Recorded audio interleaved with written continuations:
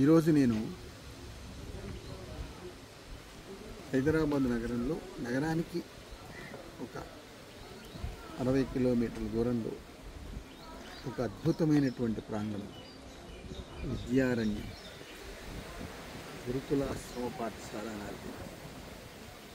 ఇక్కడ మన భావితరాల్లో 5వ సంవత్సరం ఏట నుంచి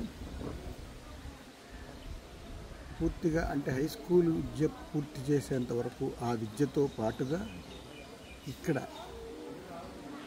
భావితరాల్లో పిల్లల్ని ఇక్కడ తీసుకుని వచ్చి గురుకులాశ్రమంగా నడుపుతూ వేదాధ్యయనం పూర్తిగా వారిని వేదాధ్యయనం నేర్పిస్తూ మామూలు విద్యలో కూడా వాళ్ళని పరిపూర్ణత తీసుకొచ్చి హై స్కూల్ స్థాయి వరకు చేసేటువంటి ఒక గొప్ప ప్రాంగణం ఈ విద్యారణ్యం.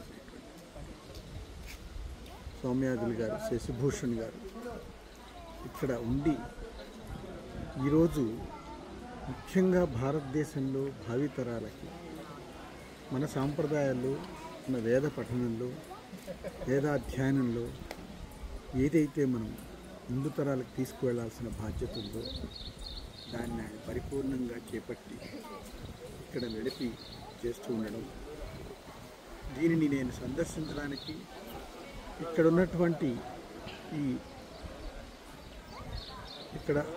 శిక్షణ పొందుతున్నటువంటి బాల విప్రులని వారందరినీ కూడా సందర్శించినప్పుడు నాకు చాలా బ్రహ్మానందం కలిగింది.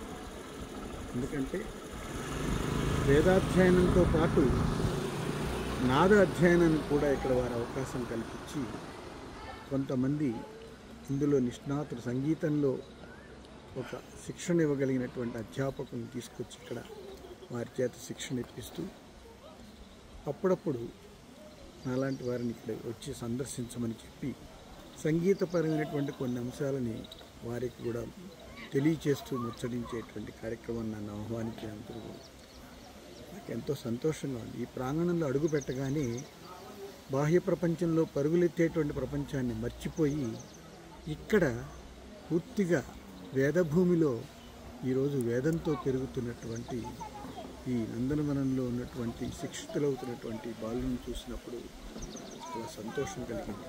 వాతావరణమే మారిపోయింది. ఈరోజు ఇది చాలా ముఖ్యమైనటువంటి ప్రక్రియ.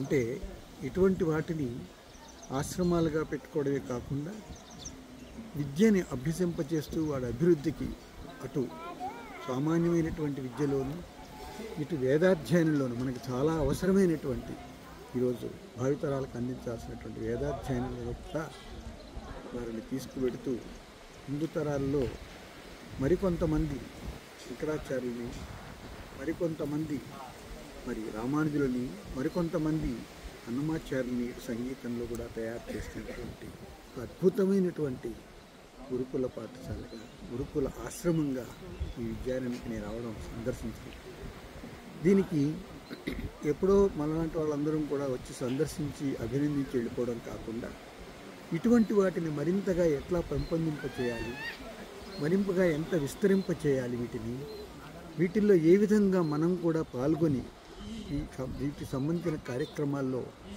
మన శశిభూషణ్, సౌమ్యాదులు గారు లాంటి వారితో కూడా కలిసి ముందుకు ఎలా వెళ్ళాలనేటువంటిది, తీసుకువెళ్ళాలనే బాధ్యతని నలుగురికి తెలియచేయాలనేటువంటి ఉద్దేశంతో కూడా నేను ఈ 3 ముక్కలు ఈరోజు మీ అందరితో పంచుకోవడం జరుగుతుంది. స్వస్తి.